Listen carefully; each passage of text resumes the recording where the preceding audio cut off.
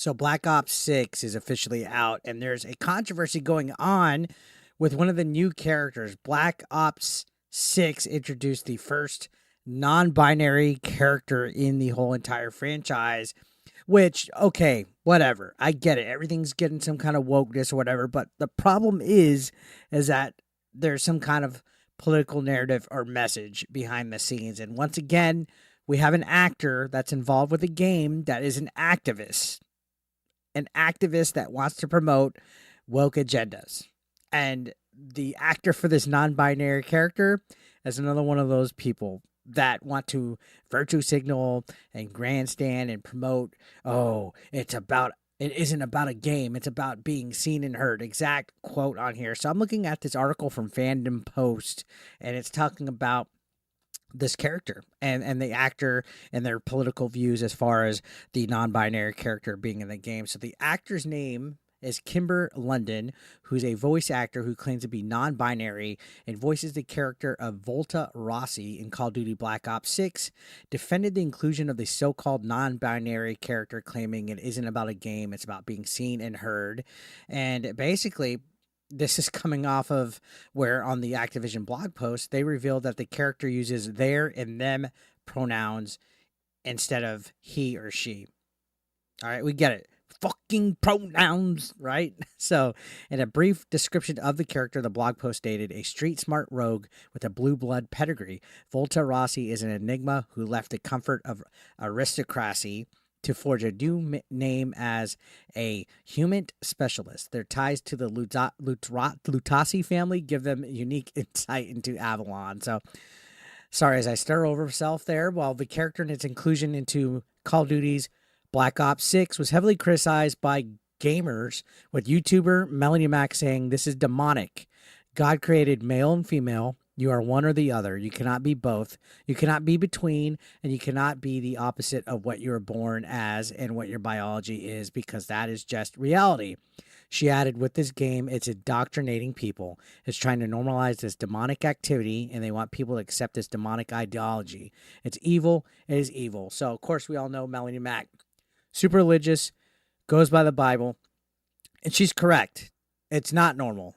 There's only two genders, and I know it's going to piss people off. It's going to upset some wokies to hear that. Okay?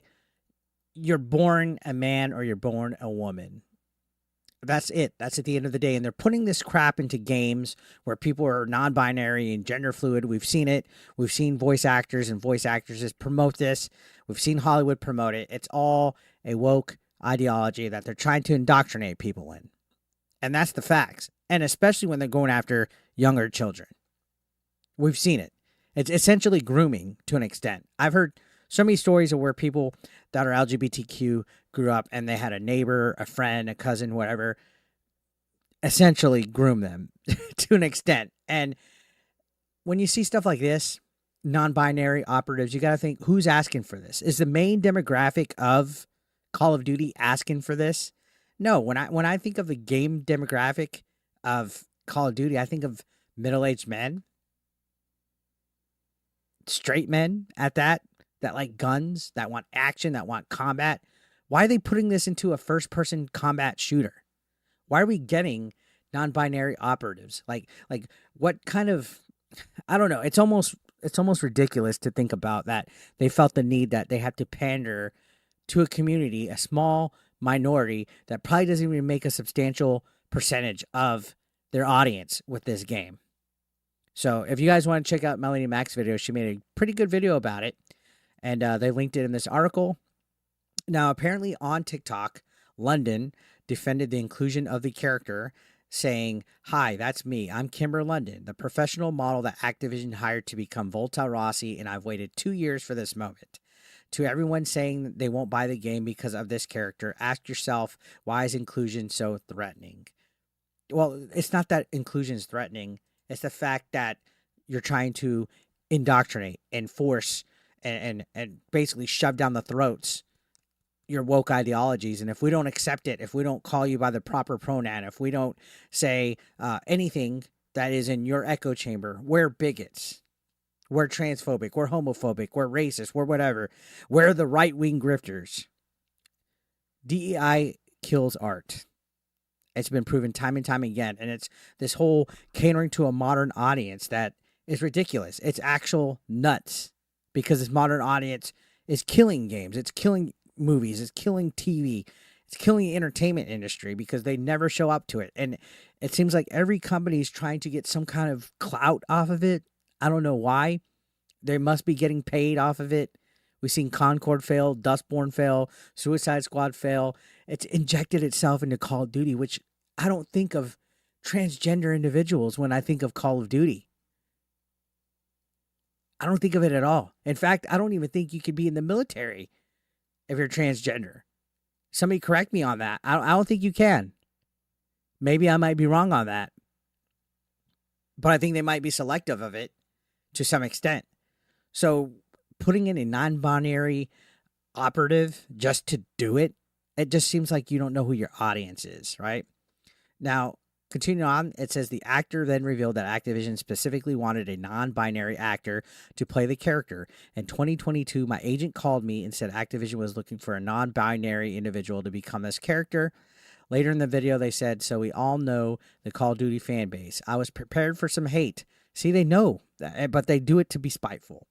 What I wasn't prepared for was the level of ableism, misogyny, sexism, queerphobia, and the amount of Quasimodos and sloths I would find on Twitter. I have no words. So you notice they always try to insult people. They call everybody ableist and all this crap and hateful and all that, but they're the first ones to be sexist. They're the first ones to be ableist. They're the first ones to be ageist. They're calling people quasis and sloths.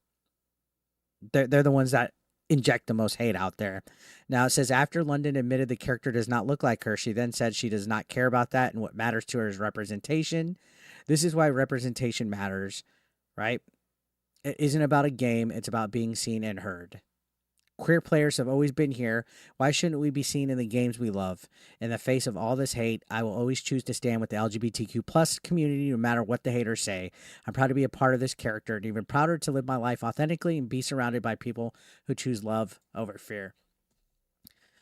I hate that everybody needs to feel like they need to be represented in something. I never have played a game or watched a movie and said that I can't relate. I can't be a fan of it because I don't feel relatable. Why do characters have to have labels now? Why is the fact that this character is non-binary is what makes it a good character to you? Why can't it just be a good character and their sexual orientation be something that's on the lower end?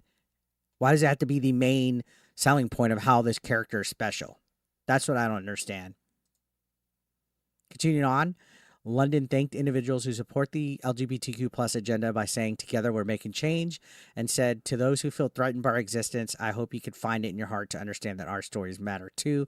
We're making history and we're not going anywhere, which classic gaslighting. That's 110% classic gaslighting right there. So they posted the TikTok video. I'm not going to bother to watch it because, again, it's an activist that is trying to promote an agenda.